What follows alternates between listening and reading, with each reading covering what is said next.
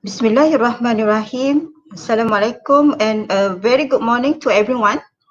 I am Zalifah binti Awang Zakaria, your moderator for Expert Talk today. Thank you very much for joining our seminar webinar series. Tun Abdul Razak Library organised a series of talks and seminar pertaining the library and information science subject matters, library new services and current issues. We are conducted seminars via online due to the current situation and new norms. On behalf of Tun Abdul Razak Library, we welcome you to our talk series. And today we have so lucky because we have two speakers who are very expert in the field of library and information science. Our talk today is entitled Research and Continuing Professional Development CPD, the role of library and information practitioners. First of all, let me share that the objective of our talk today. First, to address the importance of research and CPD in the field of librarianship, and to highlight the importance of library and information practitioners enhancing research and CPD programs. And the last one, to encourage librarians and information practitioners continuously upgrading their knowledge and skills. Before we start our discussion today, I would like to introduce our speakers. The first speaker is Professor Dr. Sohaimi bin Zakaria. Professor Dr. Sohaimi started his career as an academic librarian at the Tun Abdul Razak Library, University Technology Mara, Shah Alam. He later joined the Faculty of Information Management at the same university as an academic staff. He is currently a professor and dean of the faculty. Professor Dr. Sohaimi holds a diploma in library science from UiTM, a master of information and library studies from the University of Michigan, and PhD from the University of Sheffield. He has also been recently appointed by the Librarians Association of Malaysia as the chair of the Library and Information Science Education Committee.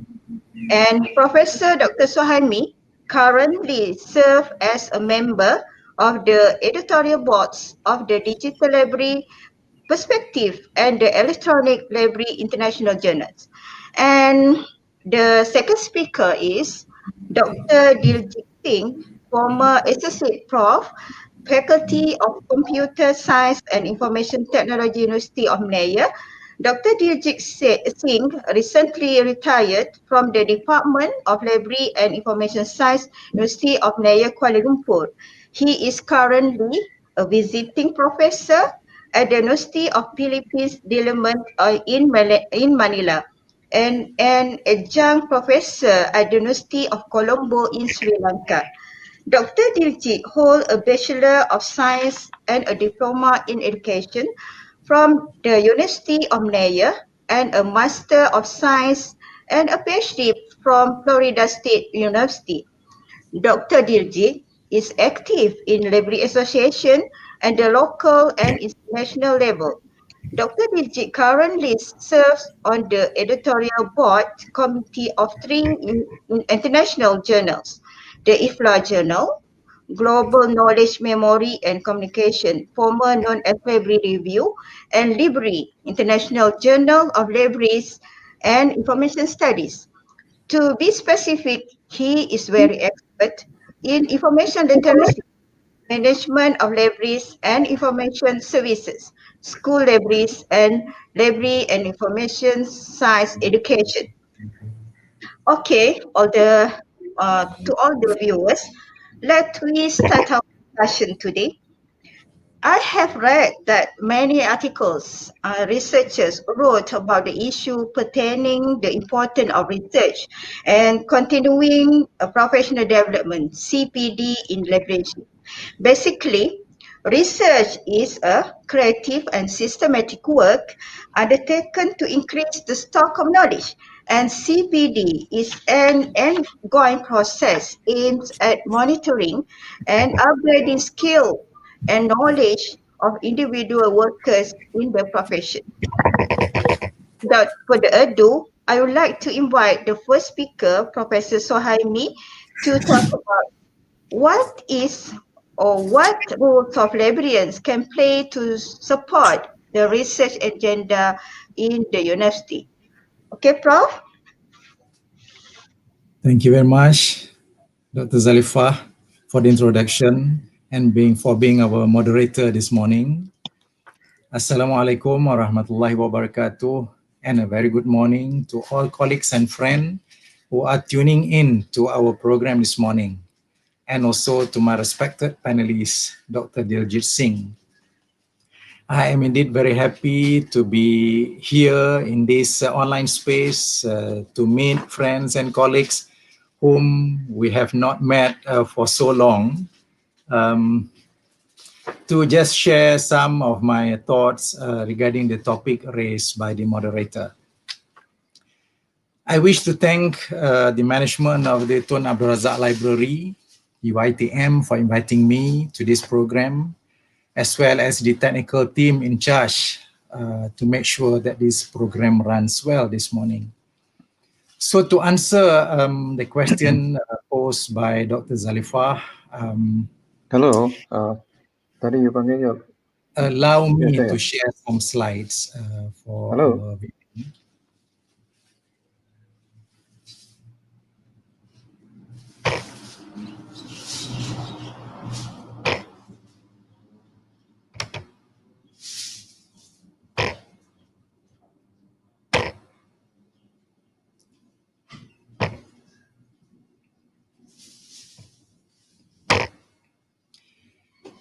I hope you can see the slides now. I would like to start by sharing some basic information on research and the role played by libraries and librarians or information professionals in propelling it in an academic setup. Since the question focus on the role of libraries and information professionals or librarian in the university. So this focus might slide. Now this first slide will focus on that kind of. Okay, the unmute. Okay. But I will also touch on the other libraries as we move into the session. So first of all, let us look at research in academia. For universities to be sustainable, actually the backbone is research and innovation. This is the common principle, and this is the guiding principle of all universities and institutions of higher learning, that the backbone of the activities is research. Research builds knowledge. This is very important for academia. The more research the academics do and the staff do, the more real life experience and new knowledge can be brought into the classroom to be shared with the students, and also to be written and shared with the community through publication in journals and so on. And we also know now that universities strive to remain innovative and competitive, and that is actually the role of the game now. We have to remain innovative at all times, enhancing the visibility through the quality and quantity of scholarship. Yes, now through our research, we report our research findings in journals, for example, to be read by people around the world. This will make us well known and enhance our visibility. And then also, universities also spend a big amount of money to invest. The investment is channeled to facilitate research and innovation. So that's why we see that research is being done at every level in the university. even postgraduate students, undergraduate students are also encouraged to do research and to get published. And we have also heard of this publish, perish, or publish, flourish nowadays. Being in academia, we have to publish. And then because of ratings and ranking of universities, this also has become the push factor also for renewed interest in research and publication, especially when it comes to ranking. Universities are ranked amongst the criteria used is actually publication through research and also research grants. So once we have seen that the role of research in academia, let us just go back a bit to look at the basic roles of libraries in society. I keep reminding myself also that libraries play a very important role in the society. I always believe that at least my, and of course our involvement in the field, or it is actually a destiny for us. We are here because we have a lot of things to do. We have to help the community through our services. In the academic and research environment, libraries are the heart of the university, actually. This is where the activities happen. The flow is just like the blood of the university, where it provides information and people converge in the library to get new information, to read about things, and then to be used in their research, in their teaching, and their publication. Also, the libraries provide access to current information materials. This has been the core business of the library, to assist users in finding relevant materials. So in the social environment, libraries, this is something that I picked up quite recently. Libraries serve as bridges to build repositories of knowledge and develop human mental capacity that could quench the thirst of illiteracy and nourish the human mind.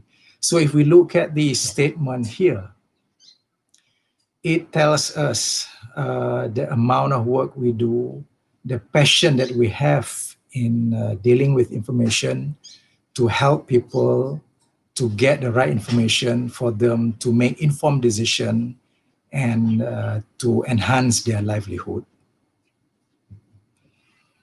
And then in promoting research, especially in universities, the library can provide a platform and skills for the creation of new forms of scholarship and to disseminate the resulting content to a wider audience of users. For example, nowadays, we talk about research data management. This has been entrusted on the library actually to spearhead the initiative to manage research data. So the library, we can imagine the library has a huge collection of information and data actually to be leveraged by the researchers and also students and the users. Librarians have the know-how to organize. This has been our core expertise, to organize, to store, deliver information, and we understand the tools and functionality that add value to digital content. And also we understand the changing habits of users. This is also an important thing that we know this, and then this will help us to carry out our role more effectively. And also to play a leading role in moving forward with new models of scholarly communication through e-publication, repositories, digital information that has become our bread and butter actually, to make sure that we leverage technology to help people to get better access to the content of our library. And then librarians, librarians has got also teaching role nowadays. We don't realize it sometimes, but with the huge wealth of information available, the librarian's teaching role will no doubt grow in the 21st century. We have been doing this. In the old days, we used to run classes on information literacy, for example, but with the new era, the digital age and so on, the teaching role has become more prevalent in libraries. And this is something that we also have to equip ourselves in terms of the way to teach effectively. So if you want to find, there's a quotation here, if you want to find the best path through the information maze, ask your librarian. This is a simple statement actually, very simple, but it entails who the librarians are, what do they do, and what their expertise and roles are. So let us now, I found this article actually to sum up what the moderator has asked actually to look at the role of libraries and librarians or information professional in supporting research in a university. I think this 10-point could well summarize and demonstrate the importance of or the value of libraries. The first one is good libraries help institutions to recruit and retain top researchers. This is actually when we look at the information that we have in the libraries, people normally go to good libraries to do research. So if we can offer, if we can become a good library, which can provide what the researchers need, for example, to help them with their work, this will be good for them, and then many good researchers will come and use our services. Libraries help researchers win grants and contracts. Of course, with the wealth that we keep in the library, we can help provide good sources, reading materials, good literature for them to work on good grants, produce good grants for their research and also for the contracts. Libraries promote and exploit new technologies and new models of scholarly communication. This is actually because library have a lot of new technologies. Libraries have invested a lot of money in getting new technologies in the libraries so they can exploit that. They can promote information materials. They can promote our research finding, for example, through e-publication. They use social media very effectively, and they have a very good network which could help disseminate the information that we want to share. And also repositories, this is also very important, and all libraries have been paying a very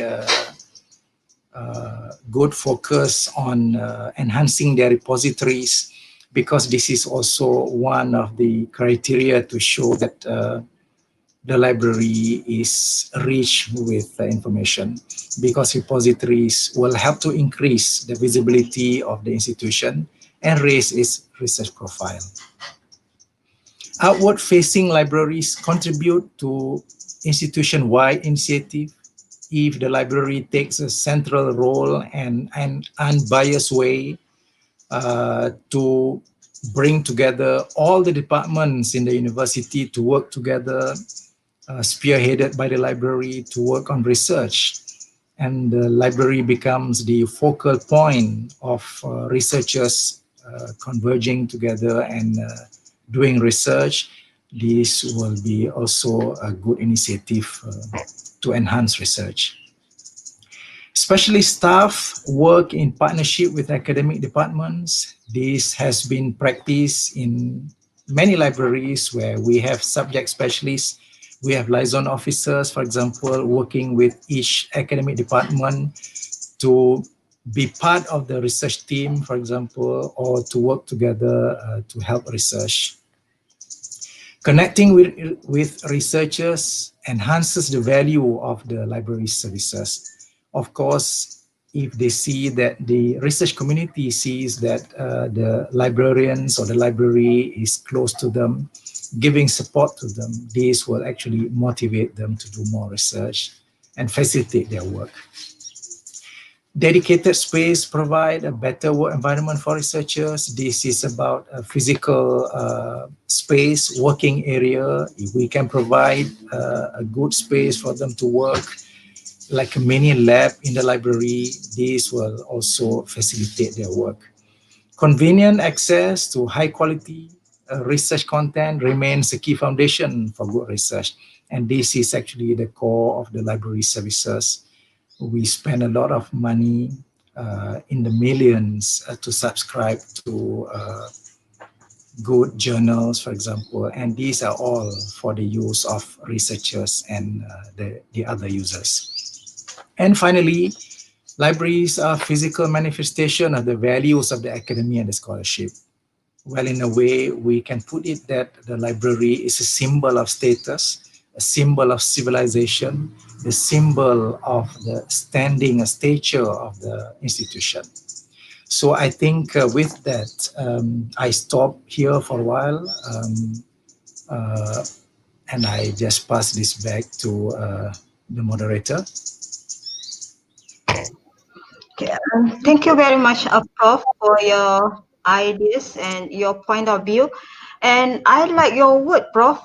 If you have a problem, ask your librarian. And also, from your point of view, we know that uh, librarian play important role in serving the university communities.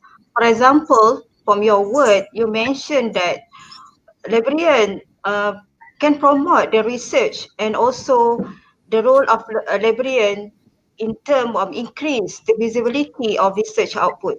Okay, I will turn to you later on. And now let we talk about research and CPD.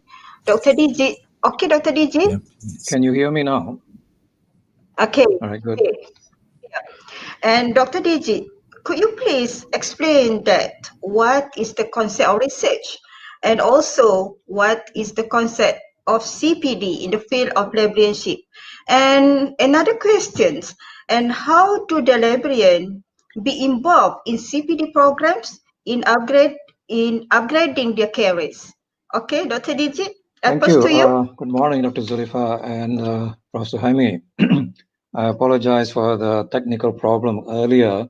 There was some stages where I couldn't hear the speakers and the speakers couldn't hear me, but I think it's been resolved now. So thank you. Thank you to the technical team who are working behind the scenes. You're doing a good job of it in there.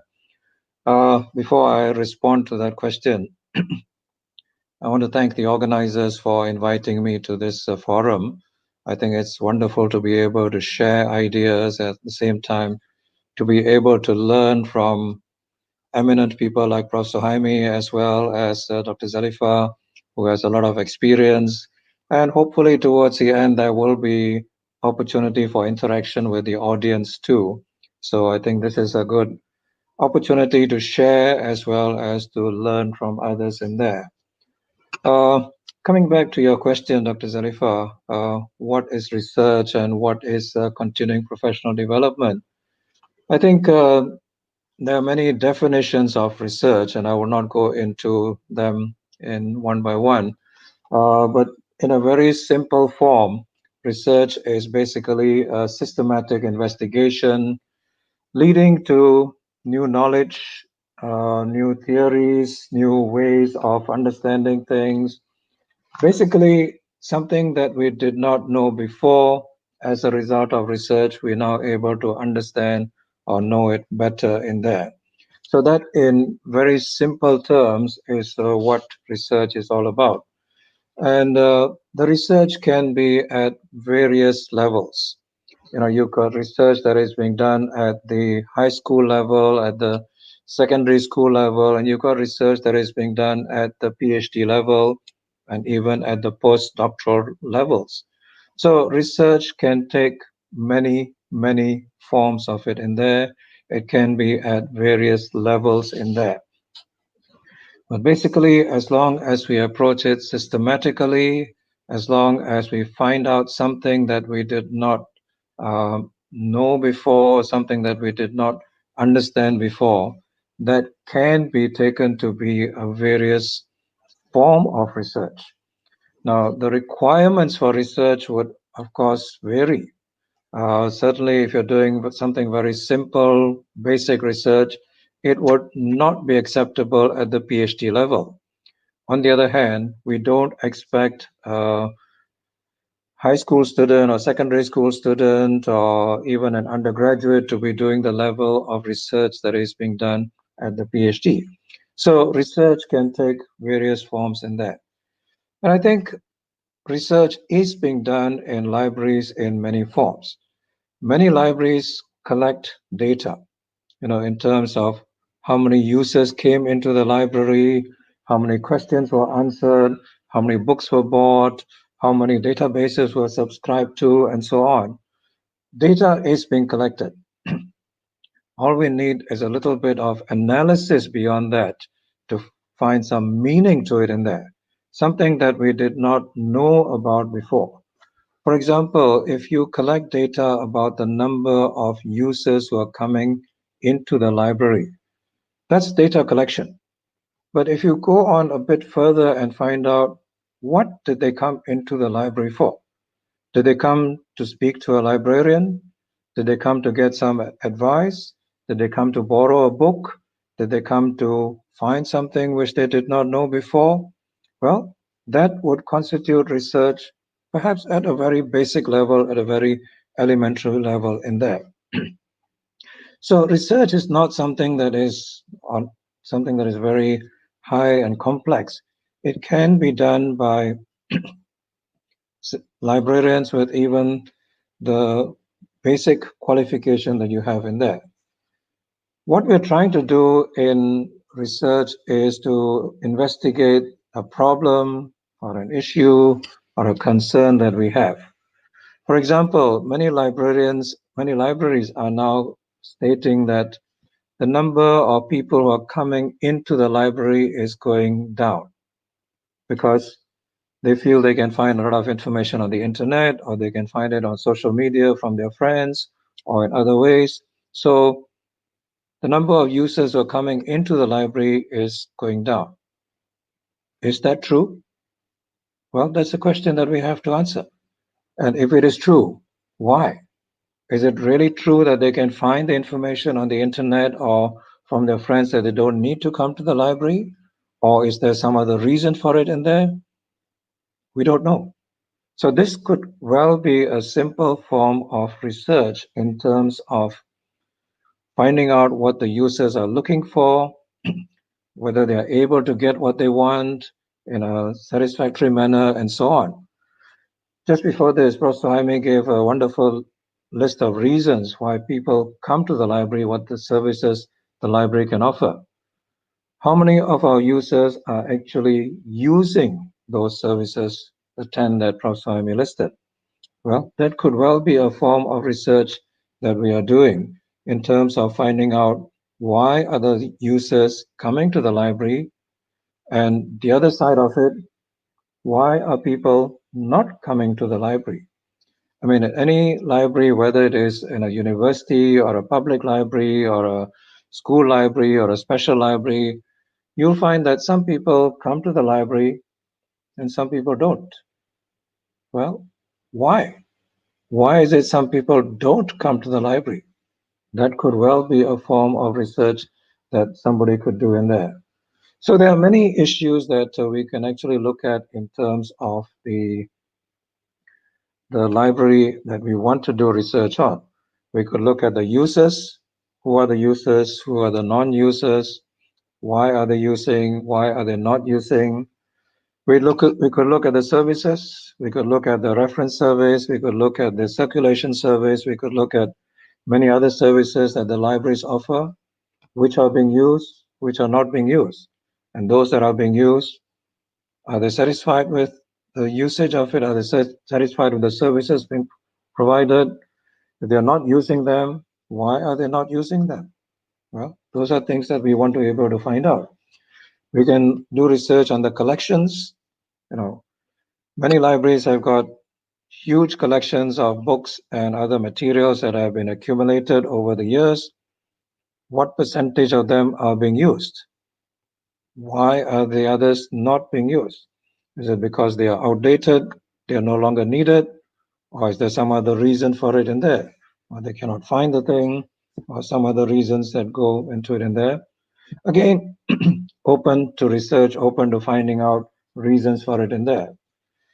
We could do access on this, we could do research on the access to the library. Are people able to find the library, able to go to the library easily, especially for public libraries which are located, for example, in the big cities? Is it convenient for people to go in there? Is there public transport available to go in there? Or if I take my own vehicle, my own car or my own motorcycle, is there sufficient parking space available in there? Well, those are all things about access to the library that we could do research on. We could do research on staffing.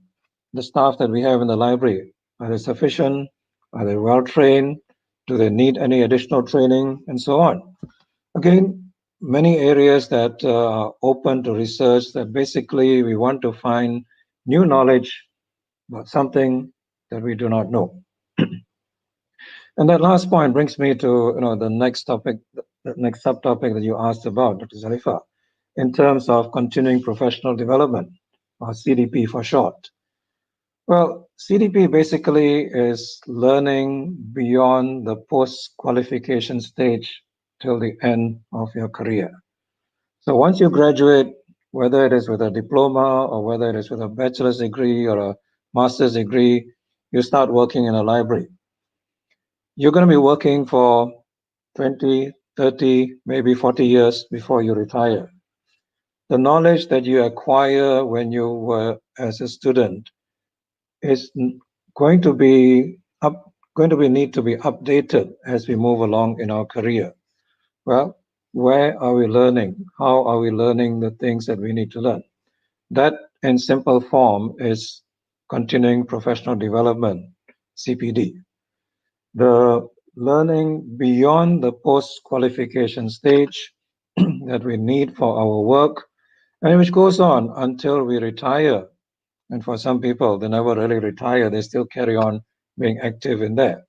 So CPD in simple form is basically learning beyond what you got your first qualification in. And again, this is something that is needed because there are new developments taking place.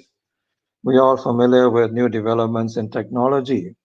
If you graduated, say, 15, 20 years ago, the technology that is being used in the library is very different from what it was 15, 20 years ago. The technology that we use at home is also very different. Almost everybody has got a mobile phone. Well, these things came about or became popular only in the last 10, 15, 20 years. Beyond that, we didn't have the phone. And these days, many people are using the mobile phone to access the information that they need in there. So again, this is the library that needs to be, the librarian that needs to update their knowledge. How can I use the mobile phone, for example, to communicate with the library users? Library users also have higher expectations. They want answers immediately. They want answers that they may not be able to get elsewhere, and they turn to a library, and if the library says, sorry, we don't have that information, and then they look around and say, what is the purpose of the library? So here again, there are changes that are taking place which we need to update ourselves. There's also competition that is being provided. Previously, the library was the main source of information. Today, you can type in into the internet on your phone or into your computer, and you can get some of the information that you need. Perhaps not everything, but some of the information that is needed in there. So there is competition that other people, other providers are giving in there. At the same time, if you're doing research in something, you need a journal paper or you need access to somebody's thesis somewhere in there. Previously, you would go to the library and get that journal paper. Today, if you're willing to pay a certain amount of money, you can get it directly from the publisher, delivered to your computer screen. So again, there's competition for it in there. So how do we meet with all these changes that are in there? This is what continuing professional development is all about. But I also want to point out that the concept of CPD, continuing professional development, has changed a little bit because these days we we tend to think of CPD as you go and attend for a course, you go and for a workshop somewhere, or you go for a seminar, or you go for a conference somewhere. Well, these days you don't have to go out. The learning can be at your where you are working. So that's why they refer these days as workplace learning. And the concept of CPD has now become combined with workplace learning. So that's why we refer to it more as CPDWL, continuing professional development and workplace learning. Because you can learn in the workplace. You can learn, you know, while sitting at your table. You can learn while sitting on a relaxed in a chair somewhere, because there are many opportunities to learn. There are the external opportunities to learn that come to you from outside. And again, there are many of them. There are books that you can read. There are journal papers that you can read. There are videos that you can watch. There's YouTube programs that you can watch. There are webinars that are going on, especially during this last few months, that you can learn from it in there. So there is a lot of opportunities for workplace learning without having to go anywhere. And you can also have self-directed learning. In other words, there's nobody who's telling you or nobody who's teaching you. You learn by yourself. And again, there are many opportunities in there. Libraries have got many books and databases accessible to them. Well, we encourage other people to learn, but we can also learn. So librarians can also do workplace learning, just sitting in the library or sitting in the chair that you are in there. You can have structured learning through courses. There are organizations, I will not mention any names, but that offer courses for a small fee, which is less than 1 day's salary for a librarian, that you can take a structured course and learn something specific in there. So again, there are opportunities to learn. You can also learn from your colleagues. Some people have more knowledge about something, you can learn from it in there. You can even ask somebody in the library or somebody outside to come and teach you about it, or you can even have a mentor within the library. And these days, the mentorship can even be online.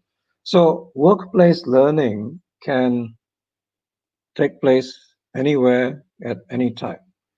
So coming back to the broad question, in terms of what is CPD, well, CPD is basically post-qualification learning experiences, professional development, but these days is also combined with workplace learning.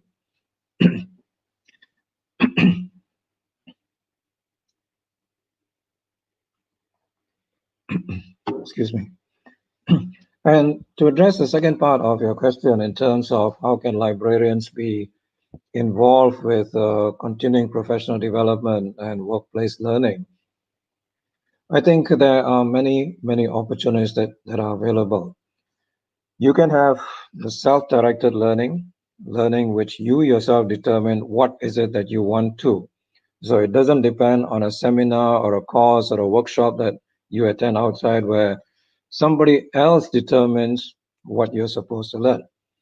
You can have self-directed learning because you can learn through reading in the library, or if you cannot get a book in the library, you can get it on interlibrary loan. You can make use of the many free online resources that are available in there. There is lots and lots and lots of learning resources that are available free on the internet. Whether it is some website or whether it is some YouTube presentation or whether it is a webinar that is going on, or you join some user group, chat group on the internet that they are able to help you with some specific thing that you would like to learn. Many opportunities for us to learn by ourselves, self-directed continuing professional development. Of course, there are also the external directed learning, where you go for a seminar or a workshop or a conference, and there are opportunities to learn in there. And there are many of these programs that are going on. They can be local within the country itself, or they can be regional in the neighboring countries. There are many that are going on in there, or they can even be international. You might be traveling to the US or traveling to UK or to some other developed country, or even some developing country that is hosting an international event. And those are again opportunities to learn in there. So basically, there are many opportunities for continuing professional development and workplace learning. But CPD is important because the knowledge that we need for our work, the knowledge that we need to do a good job at our work, is ever increasing, is ever changing, and therefore we need CPD, we need workplace learning, and I hope every librarian would get involved in it. So that, in a nutshell, is my understanding of CPD and WL. I pass you back to the moderator. Much, Dr. Diljit, very interesting ideas. I got that just now you highlight about the importance of research, importance of the library too for users, and also the combination of CPD and workplace-based Yes, thank you. learning. Am I right? And also, no worry, all the viewers, we came to you next turn, and now we have we should turn to second round of our discussion. I would like to ask Professor Sohaimi about, in your opinion, is it necessary to have librarian who has PhD qualification or master level to perform their duties? Okay, Prof. Thank you very much, Dr. Zalifah. This is a very interesting question. I thank also Dr. Diljit for analyzing the situation of CPD for our librarians, because this is also related to CPD. But I'm particularly interested in the concept that you said about workplace learning. This is very much happening right now, and this is actually very widely adopted now. Actually, coming from an academic perspective, I would, in a biased way, say that yes, every information professional should have at least a master's degree, if not a PhD. This is coming from an academic perspective. But I think that it may not be practical sometimes, because we should also consider experience, because the experience, I think, is the best teacher, as what people used to say. It doesn't mean that when you have a PhD, then you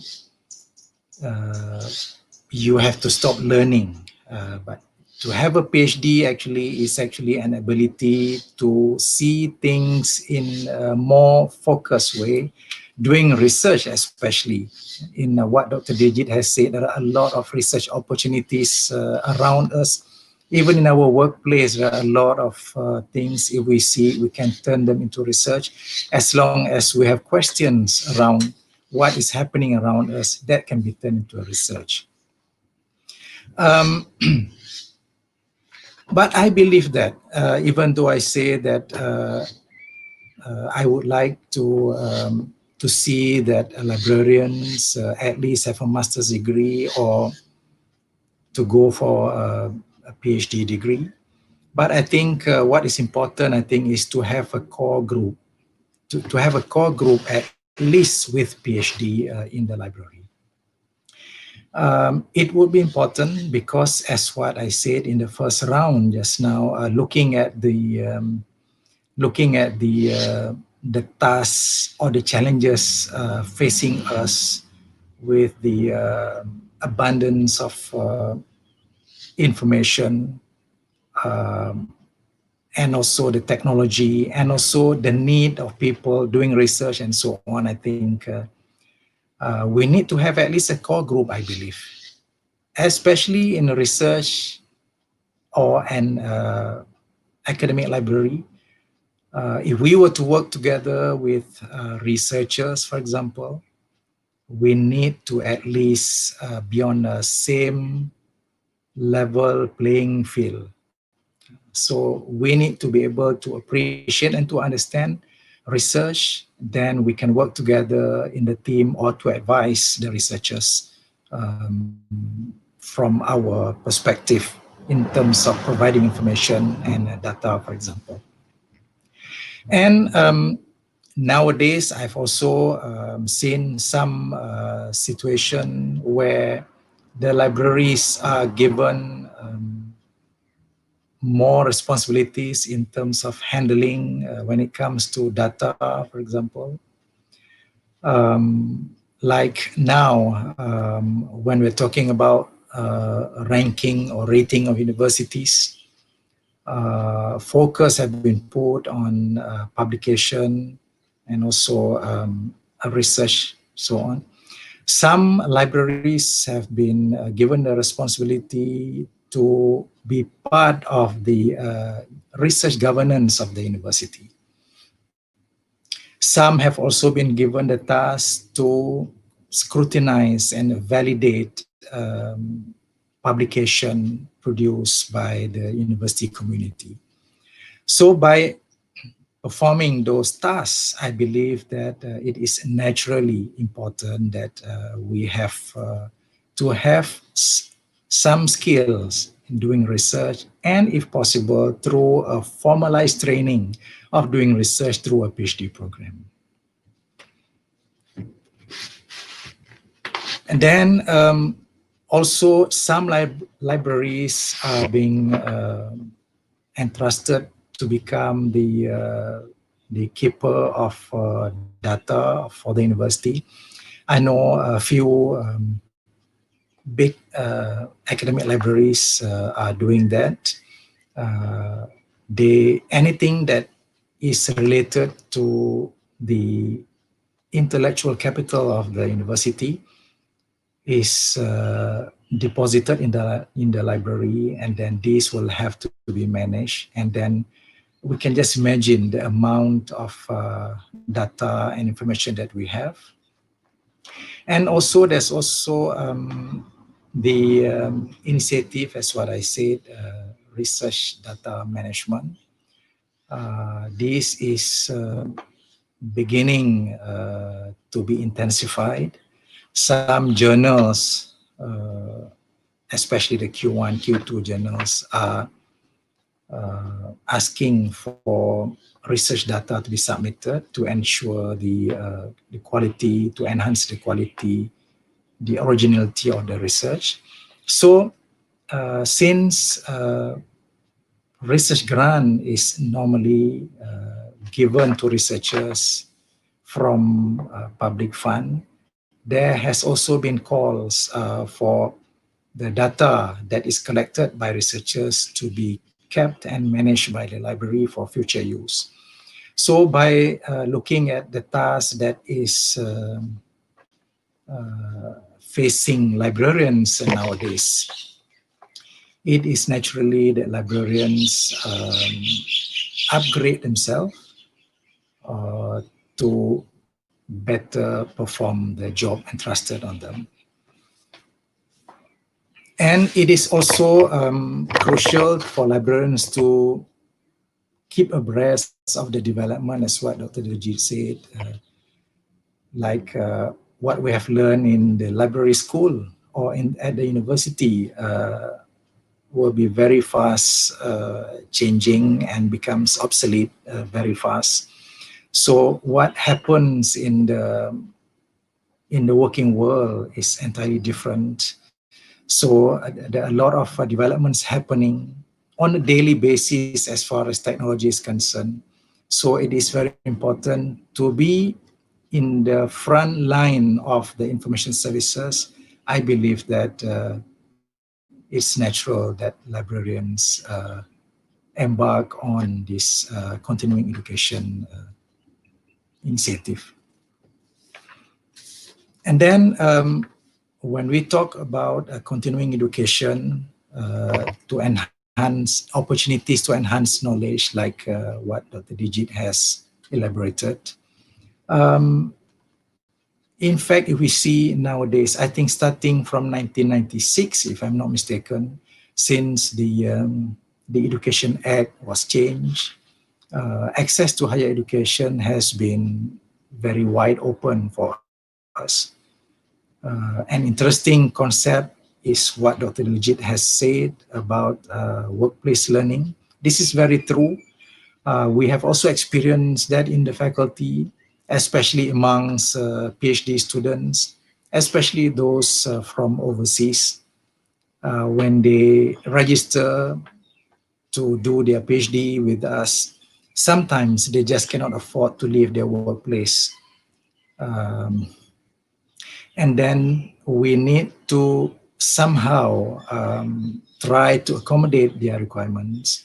So, of course, there is some minimum residential requirement for them to be on campus, but they can basically work from their home country, work from their home, work from their office, for example, as long as they have constant communication with their supervisors.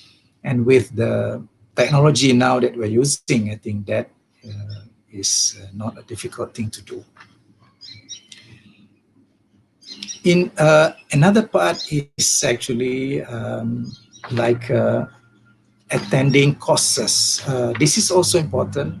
Some people do not want to invest into going back to universities to do a full course like a master's or PhD, for example, because circumstances are just like that. Their circumstances do not allow, for example, them to be involved over a long period of time. They can also go for certification. Librarians can also go for certification, taking certificates. Now we heard of the concept of micro-credentialing, which is now commonplace in the internet. We can take courses just over a short duration of time to specialize in a very focused area. We can get a qualification, we can get knowledge based on that kind of concept. This is by utilizing the online resources that's available. And also attending professional events. This is another way to keep abreast and also to learn from the community of librarians, for example. If there's any conferences or seminars available, and nowadays there are a lot of webinars, it would be a good thing if we can participate. But attending is one thing, but presenting or contributing ideas in terms of paper presentation, for example, in the conferences, will help us to enhance our understanding and also our visibility during that time. So, and also sometimes I realize that if we were to work alone, for example, to prepare a paper for a conference, sometimes it is better to collaborate, to work with some colleagues, and we put together a few ideas, a few people together working on the same paper. Better still if we can collaborate with people from different libraries or from libraries in a different country, if we have contacts, if we have friends, if we have that kind of network. That will be more meaningful because the scope of what we present would be wider, and that will give better input for people who listen to our presentation. Apart from that, I would also like to share our experience about the importance of going on attachment in the industry or in a different library or in a different culture, entirely in a different country. Attachment is an important way to try to learn not only the professional work that people do, because they are basically the same, but to learn the culture in that particular organization or in that particular country. I think that is something that we cannot learn by being in our own office or in our own country, but if we are being there, we mix around with the people from other cultures, for example, that will open up our mind to see and hopefully we'll have a different worldview of what we do in the library field. This is about mobility. We can also have exchange of librarians, for example. We can work together with another library abroad. We can send our colleagues, our librarian, to work in a different country for a short duration of time. And then we can also invite one of the staff to come to our library, so at least to get a feel of working in a different culture. That I think will be part of a way to enhance our exposure and experience. And as I said also, the importance of working in groups. It is more important now. People talk about collaboration. We share ideas. We look at ways differently when we work in group. So that will be some of the ways ahead. So coming back to the question, whether or not librarians should have a PhD or at least a master's degree, I would say yes, at least a master's degree for all, and also a core group of people, especially working in academic library setup. And not to forget also, I'm not saying that in the different libraries, there's no need to have staff with PhD, but if we can afford to invest in staff going for their PhD, that in the long run will be beneficial for our library. So that's my take on the second question posted, and I return this back to the moderator. Thank you. Thank you, Prof. And yeah, very interesting suggestion from you. As you mentioned that there are many platforms to upgrade our professional, such as professional attachment, collaboration, core groups, and so on. And okay, thank you again. And next, to what is your opinion? Is it necessary to propose CPD become compulsory to all librarians in their workplace? Okay, Dr. Diljit. Next to you. Thank you for that question. It's kind of a sensitive question when you ask whether CPD should be compulsory or not. So I want to say that what I'm going to say is my personal opinion and does not necessarily reflect any organization, past or present. I think compulsory CPD for all librarians is something that we can work towards. It's an ideal situation that we can work towards, but it is challenging. We want librarians to be involved with CPD, WL, but it is not easy. It is challenging to do it in there. It can be done. It's not an impossible thing to do. And the example that I can think of is as in the Philippines, where they require all librarians to have a certain number of credits over a period of time in order to continue being a registered librarian. Unlike in Malaysia, in the Philippines, well, in Malaysia, once you graduate from an accredited library school and you are offered a job as a librarian, you carry on with it in there. But in the Philippines, you have to pass what is known as a board exam. So you may qualify, you may have an outstanding degree in library and information science or library and information management, but until you pass that exam, you cannot work as a registered librarian in there. Now, passing the exam is one thing, you get a job in there, but Philippines also requires that you have continuing professional development, or they call continuing education, over a period of time, as long as you want to keep that registered librarian's job. And I may be wrong on this figure, but my understanding is that they require librarians to have 45 credits over a period of 3 years. So in that 3 years, you must accumulate 45 credits by attending seminars, workshops, conferences, other forms of it, attachment, as Prof. Sohaimi mentioned, or other areas in there. So over a period of 3 years, you need to accumulate a certain number of credits in order for you to continue in that job in there. Now, that's Philippines is one country that does it. There are one or two other countries also that have it in there. But it's something that we can work towards, but it is challenging.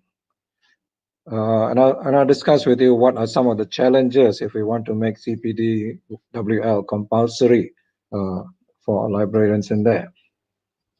What I can say is that if we cannot make it compulsory, we can at least encourage it. We can tell our librarians that it's good to have it. We can give them incentives to be taking part in CPD WL activities. We can support them in various ways, like giving them leave for them to go and attend conferences and meetings and so on. We can even provide them with some financial support if we are able to. We can encourage them in many different ways. Heads of departments can say, okay, you have 3 days off to go and attend this meeting. Go ahead, learn something from it, come back and share with your colleagues in here. So these are things that we can do to encourage the thing until such time as we build up a culture of CPDWL. To enforce the thing, to have it as compulsory at the early stages, if say, for example, some authority says, okay, by 1st January 2022, librarians must have so much of CPDWL. Well, it's going to be challenging to do it in there, whatever time period that we choose to do it in there. Some of the challenges would be, for example, in terms of the availability of the CPD. We are working, CPD basically is knowledge that we are trying to get to make our work better. So the availability of CPD should be related to the work we are doing. For example, if I am a reference librarian in a university library, I want to attend something that is related to my work. If my head of department says, you know, there's a course that's available here on open source software, go and attend the thing. I'm kind of thinking, I'm doing reference work, I'm talking with people in there. Why do I need to learn about open source software? So what is available in terms of CPD is one of the challenges that we will have to overcome. There needs to be a wide variety of professional development programs that are available, whether they are conferences, seminars, meetings, and so on, that will meet our needs. And the needs are different in the library. The one who's working in the reference section of academic library is going to be the CPD needs of that person is going to be very different from the one person who is managing a special library in some institution. So it's sort of, are these forms of CPD available that we can say you must attend? Because if we ask them to attend something that is not relevant to their work, not relevant to their professional development, then it is a waste of time, it is a waste of money, it is a waste of many other resources that are in there. So I think the availability of the CPD is something that we have to consider. Do we have sufficient pool of programs available that we can make it compulsory for the librarians to say, okay, you attend CPD for X number of credits? The other thing also that we have to consider is the quality of the CPD. There are times, and I think all of us have experienced a thing where we go for a seminar or a workshop or some other professional development activity, and you know, while on paper it looks very interesting, it is very, we think it's going to be very useful. But when we go there, after half an hour, we realize and say, this is not something that I want to do. So what happens is that people start playing with their mobile phones, or people start talking to each other, or people are looking forward to the lunch break and say, okay, what time is the lunch break? What time are we going to have lunch? The interest is no longer there because the quality of the professional development program does not meet the needs of the audience or the people who are attending the session in there. So there must be some way of, one, ensuring the quality of the program that is in there, and two, that it meets or it matches the needs of the people who are attending the professional development program in there. So that is another challenge that we will have to look into. Now, Malaysia is not a very big country. We have approximately 32 million people. We have approximately about 15,000 libraries, out of which more than 10,000 are school libraries. And the other libraries constitute about 4,000 to 5,000 of it in there. Now, do we have enough programs that can meet the needs of the various libraries? Because remember, libraries also are in various shapes and sizes. They serve different audiences. What is appropriate for a large library, like for example, Perpustakaan Tun Abdul Razak at UiTM, may not be suitable for a small library that is being run by one person who has to do everything from acquisitions to cataloging to reference to management and so on. So those are some of the issues that, some of the challenges that we face in there. The other one is in terms of the implementation of it. Suppose we make it compulsory that, you know, every librarian must attend so many units of continuing professional development within 3 years or within 5 years or so in there. Well, how are we going to implement the thing?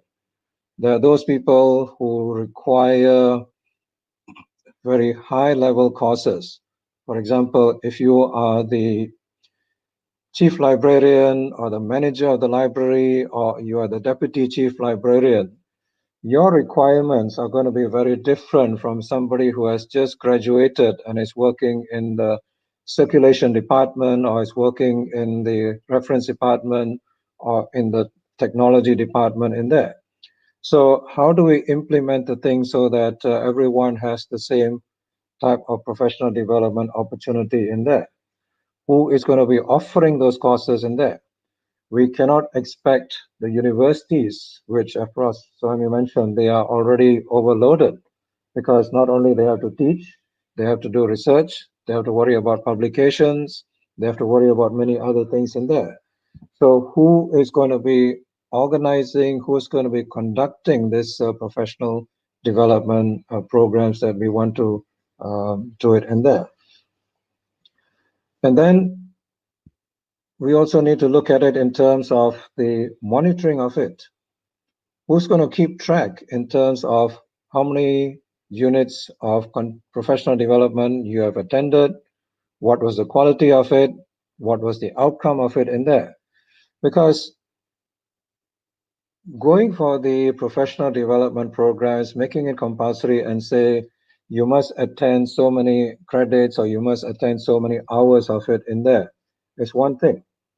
But what is the quality of it? What is it that you have learned from it in there that you are able to use in your workplace and to make things better? There are people who attend workshops and seminars, with due respect. I know it's a very small number that do it in there, but they are basically not there learning much of it in there. They are there physically, but their mind may be somewhere else. So, and I agree, this is a very small number that happens in there, but that person would also get the same number of points as someone who sits on the front row, listens to it very carefully, asks a lot of questions, discusses with the moderator. Person A gets 3 points, person B also gets 3 points, but person B has got no benefit from it, derived from it in there. So how are we going to monitor in terms of the CPD benefits that they have derived from it in there? Because you can make it compulsory that they attend. What we want is not the attendance. What we want is the benefits that they get out of the CPD, and the benefits that can be translated to better services in the workplace that they carry on in there. Something that they have learned from the speaker in the CPD session, or something that they have learned from networking with people, others who attended in there, or from the question and answer sessions that went on in there, or just by observing something that was being done in another place in there. I mean, there are many opportunities that, as Professor mentioned, but what we want is that they come back to their own workplace and make things better in their own workplace. So I think there are opportunities. There are many opportunities for CPD to make things better. To me, and this is my personal opinion, making it compulsory at this stage is going to be challenging. What we can do is encourage rather than making it compulsory. Encourage by letting people know about it, encourage by having CPD in various formats. It is not necessary for you to be attending, to go somewhere, to attend a seminar or a workshop or a course or somewhere. You could well be having CPD on your sitting in your desk there, looking at the computer screen for a certain period of time in a structured learning environment, that there is an objective to it. There are sessions where you learn something to it. There's a session where you evaluate what has been taught in there. That would be useful in there in terms of the encouragement to follow the CPD programs in there. You can also have it in terms of giving them the support to it in there. Sometimes you would like to attend a particular program in there, but because you cannot take leave, or because you are needed at your workplace for some other event in there, you're not able to follow the program in there.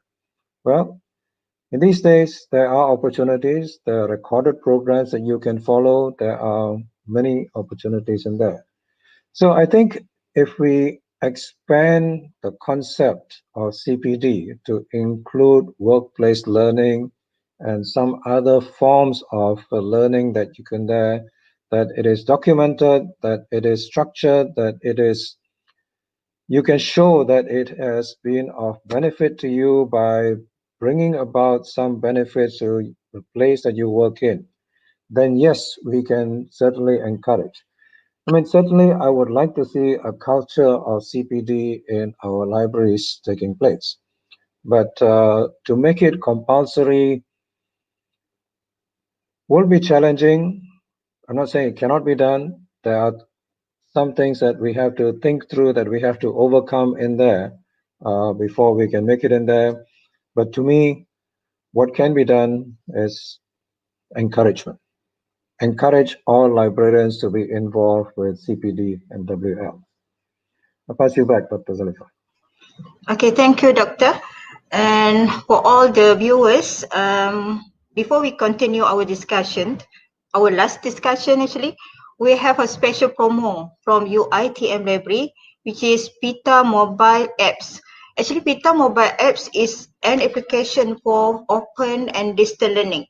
It is one-stop center for accessing digital library services at any time, anywhere, and anyone. We will come back shortly after the promo. Thank you.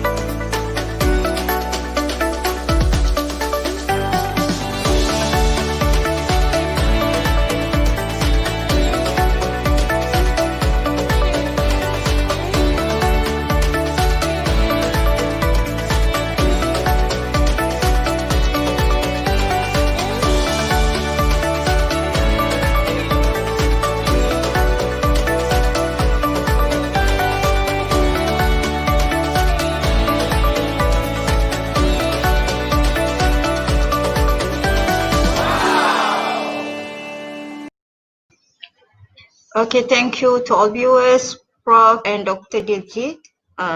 This is the last round, and I will ask Prof Sohaimi. I would like to ask you about are there any courses or program offered by faculty for information practitioners in upgrading their skills? Okay, Prof. Yes. Thank you, Dr. Zalifah. Around 3 minutes, Prof. Only 3 minutes. 3 minutes. Okay. Yeah. Okay. Sorry. Okay. Okay. This is a good opportunity for me to share with the viewers of what we have at the faculty. Actually, UiTM is amongst the 4 institutions which provide training in the field of library information science. Apart from UiTM, we have IIUM, and also UNICEL. When I mentioned that we should go for higher qualification, I do not mean it in the competitive sense, just to be ahead. Actually, this is to be ahead because why? When we provide service, we want to be fair to those we guide. So by having better qualification, I think we should be able to dispose our tasks better, hopefully. At the faculty, we have postgraduate training, so we have master's program. We have 5 master's program at the moment, specializing in library science, records management, information systems management, and knowledge management. Those are offered through full-time, part-time coursework, some coursework, research, and also a special program that is called the Flexible Learning Program. And also we have at the PhD program at the PhD level, we offer also, and the concentration will be all the areas within the umbrella, broad umbrella of information science, and this is offered by research only. And that is actually for the formal program that we have, academic program at master's and the PhD level. And for what Dr. Diljit said about CPD, we also in the process of planning, actually, we have run courses or certification courses in the field of data analytics, blockchain technology, because we have the experts at the faculty to run these courses. And in progress also, we are joining with the industry, some industry players to offer programs jointly with them. This with the help of getting more librarians already working to come back and to do this certificate program. And also, apart from the faculty at the university level at UiTM, it's the Institute of Graduate Studies and also the Institute of Continuing Education and Professional Studies. They offer even more courses, more programs. They provide a lot of choices for people. There are also programs which we can pick and mix according to our interests and our needs to be tailor-made for us. And also with the industry, with big libraries especially, we can sit down together, we can work together to develop tailor-made training programs. We can facilitate both people, staff from the faculty and also from the library. The senior ones especially can be part of the facilitator, team of facilitator. We can also work on projects. We get our staff to work on project, and then we can also jointly supervise the projects by the staff. Basically, that are the programs at the moment we are offering at the faculty, and also some ideas for us to work on for the future to just actually to help provide a better avenue for our staff, our librarians out there to do their further training or perhaps maybe as a CPD. Thank you very much, Dr. Zalifah. Thank you, Prof. And actually, we have a very short time, but we turn to Dr. Diljit. Based on your experience, could you share how the faculty or institution assists graduates and information practitioner in order to make them visible and meet the requirement by industry or market needs? Okay, Dr. Diljit. Thank you. I know I've got limited time, so let me sort of summarize the thing and say that I think any library should be what we call as a learning organization. You know, a learning organization is one that adapts to the needs of the clients, of the users in there. So I think what is important is that the library needs to understand the market needs, understand the trends that are taking place, and continually adapt to the training programs according to the needs in there. Whether it is universities, as Prof. Sohaimi mentioned, and I know they undergo curriculum reviews, but even library associations, libraries and so on, they need to understand what are the changes that are taking place around them and adapt their services and resources according to those changes that are taking place. There are many changes that are taking place around us: social, technological, economic, political, cultural. So we need to be aware of those changes and how to be able to adapt to them in there.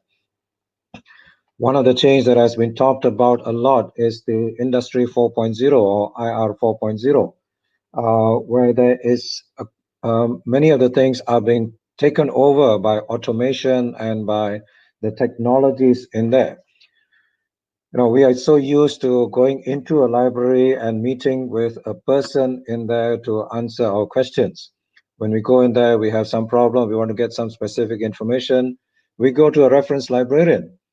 Tomorrow, with the technology that's available, we might just be speaking to a computer. The librarian is no longer needed in there. So this is something that we have to be aware of in terms of or we could well be speaking to a librarian who's in some other country far away, or maybe even a robot that is in there who's answering the thing. So those are changes that we have to be aware of, and libraries must adapt to those kind of changes that are taking place in there. At the same time, we must also be making our graduates more valuable. Now, there has been a lot in the media in terms of graduate employability. What is it that the skills the graduates need, that the employer is asking for, but we are not providing them?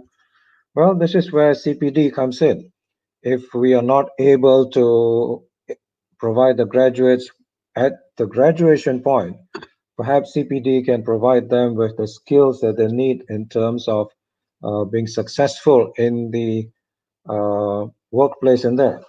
Soft skills, communication skills, creative thinking, people management, even things like design thinking. What is it that we need in there? And one other thing that I think that libraries must be able to do, library as a whole, is that they need to be able to show that they are making a difference to society. These days, there are people, small numbers, there are people who are asking, is the library still needed? I can get the information from many different sources. So this is where the library also needs to show that it is still relevant, it is still important in there.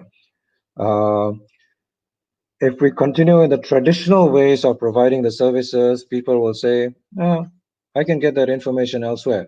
I don't need the library anymore. And to me, one of the ways that the library can show that it is still relevant is in contributing towards the SDGs, the Sustainable Development Goals. Now, there are 17 SDGs that have been listed by the United Nations, and the countries have agreed to it. For example, the first one about no poverty, about zero hunger, about good health. Well, what can libraries do to minimize poverty? What can libraries do to reduce poverty? What can libraries do to minimize hunger amongst the small population that is hungry in there? I think this is where the libraries also need to show that they are still relevant in this changing world. The world is changing in many different ways, but the library needs to show that it is still relevant, not based on what we have been doing 20, 30, 40 years ago, but in today's society with many social, technological, economic, cultural changes that are taking place around us. The library needs to show that it is still relevant. I'll pass you back to Zalifah. Okay, thank you, Doctor. All the viewers, we are going to the end of our discussion, but Prof, will you please conclude our discussion today for the last conclusion remarks? Thank you very much, Dr. Zalifah. I believe that time when librarians are merely the custodian of library materials has passed. Now we are facing a lot more challenges in what we're doing. In the digital world, overloaded with information, it is my wish actually to see librarians promote libraries as the trusted source of data and information.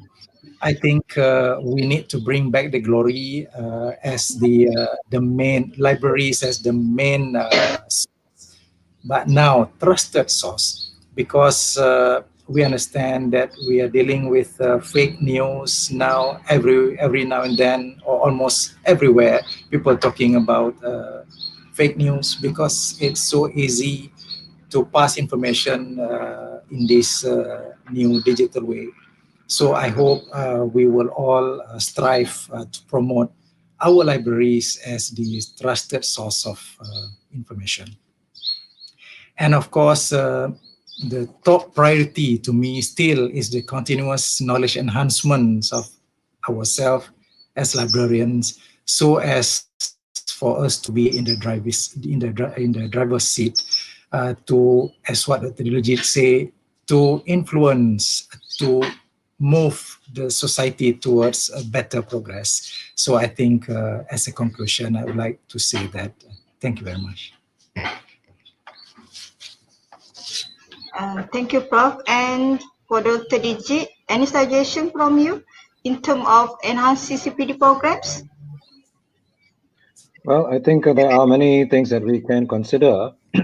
I think we are now going through a crucial stage. Some of it has been touched upon by Prof. Sohaimi. We are facing the COVID-19 pandemic, and we have to adapt to the new norms during this pandemic in there. Someday, whether it is going to be in 3 months or whether it is going to be in 1 year, the pandemic will end. But there will be new norms that we have to adapt to. There will be people who are now out of jobs. There will be people who have been influenced by fake news, as Prof. Saimi mentioned. There are many changes that are taking place and will have taken place in the next few months of it in there. So this is an opportunity to me, at least for libraries, to either grow and become more relevant, become more meaningful to society, or there is a risk that people will say, well, I don't need the library anymore, so let me sort of get my information from my cell phone or from my other sources of information in there. So to me, we are at the crossroads. We can grow, we can become better, or we are at risk of being marginalized and say, okay, the library is something nice to have. If we have the resources for it, that's good. But if we don't have the resources, then maybe we've got to put our money somewhere else in there. So that would be my message in there, that this is an opportunity now for the viewers and the people who are involved with libraries to make a difference of it in there. And I'd like to thank everyone who has been involved with it. So thank you very much for this opportunity to share the opinions. Thank you, Doctor. Prof and Dr. Diljit, actually we have questions from our viewers. I only read only 2 questions, and the first question is for Dr. Diljit. And okay, from Dr. Muhammad Zuli Jafar, any comments on the use of Sci-Hub? Dr. Diljit, can you respond to this question? I think that's something that I'm not so familiar with, and I'll pass that question on to somebody else who is more familiar. While I've heard of Sci-Hub and all that, but it's not something that I'm very familiar with it, and I think I'm not the best person to answer that question. I'm sorry about that. Okay, okay. Maybe Prof, any comments Yeah. from you? Yes, thank you, Dr. Zalifah. Yeah, me too. I'm not so familiar with the issue of Sci-Hub, but I've heard from presentation from colleagues that this is actually it's just like a service that is provided through the internet to journal articles which have no regard for copyrights and so on. That's what I understand from it. Maybe perhaps I've also heard of colleagues talking about predatory journals. Perhaps maybe Sci-Hub is a service that is along that line, providing access, not through the proper channel to, I think, is hundreds of thousands of, if not more, more journal articles. Thank you, Prof. Thank you, Doctor. And another question is about is from Faizah Komsan. And Salam, Prof. What is your view towards librarian achieving technologies TS nowadays? Is the technologies worth pursuing for us librarian? And also, Dr. Diljit can comment to this question. Okay, Alif Prof. Sohaimi first. Me first. Okay, thank you. Prof. Sohaimi, Thank you. then Dr. Thank you for the question. Yeah. This TS is actually a professional qualification awarded by the Malaysia Board of Technologies, MBOT. This is quite new. I think maybe in the I think maybe 2015, 16, like that maybe. They started MBOT with awarding TS as a professional qualification. But I believe that this is actually a recognition for people who are involved in the field of technology. And I see that librarians, the library field is listed as one of the subfield which can apply for this accreditation by MBOT. So if the question is it worth for librarians to pursue? Yes, I think it is worthwhile. You can try, and then what you need to do is to provide them evidence, MBOT evidence of your involvement in helping to promote technology use. Of course, I think librarians are always using technology. We cannot provide good services without the help of technology. So everything that we do, I think, will involve technology. So it will be worth trying to apply and get recognition from MBOT. And Dr. Diljit, any comments? I have a slightly different view from Prof. Sohaimi of it in there. I mean, I think this is one of the nice things that we can exchange views of it in there.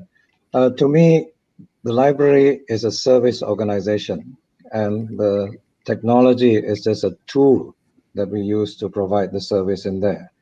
What is important is the service that we are providing, that the user who comes to the library is able to get that information that he or she needs in a satisfactory manner in there.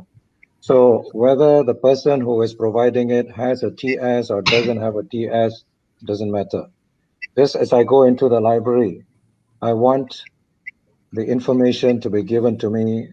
It doesn't matter to me whether the librarian has got a PhD or a bachelor's degree, as long as I get that information. Same way, when I go in, as an analogy, when I go into a restaurant, I don't care whether the person who made that meal has got a diploma from the top cooking school or whether he learned it just as an apprentice somewhere, as long as the food is nutritious and tasty. So to me, and I'm not stopping anybody from getting it, don't get me wrong on it and that. If you feel that that is important, yes, by all means pursue that TS qualification. But to me, the library is a service organization that needs to meet the needs of the users. And the TS qualification, if we can help, well and good, but what is important is that you meet the needs of the person who's coming to you. Okay, and thank you, Prof. Thank you, Doctor. And for all the viewers, let me recap our discussion today. Some points here. Research and CPD is an important issue in library and information science and need to be concerned by individuals, libraries, institutions and associations. And second, the organization of any institution should support and encourage its librarian to participate in CPD programs. And with excellent research and CPD, one day the librarian will be able to standing in the eyes of the world with the knowledge and skill to deliver excellent services for their communities. The last but not least, the last promotion is about information literacy classes, and also we have another talk organised by UiTM Library on bicara pakar bersama doktor selebriti entitled Penjagaan Kesihatan dan Penjagaan Diri Beauty with Brain on 11th November at 10 a.m. And that's all. Thank you very much to Professor Sohaimi bin Zakaria and Dr. Diljit Singh, and for all the viewers for being in expert talk today. I hope that to see both of you again, Prof, Doctor, for the coming talk. Assalamualaikum warahmatullahi taala wabarakatuh, and thank you. Thank you to you too. Thank you.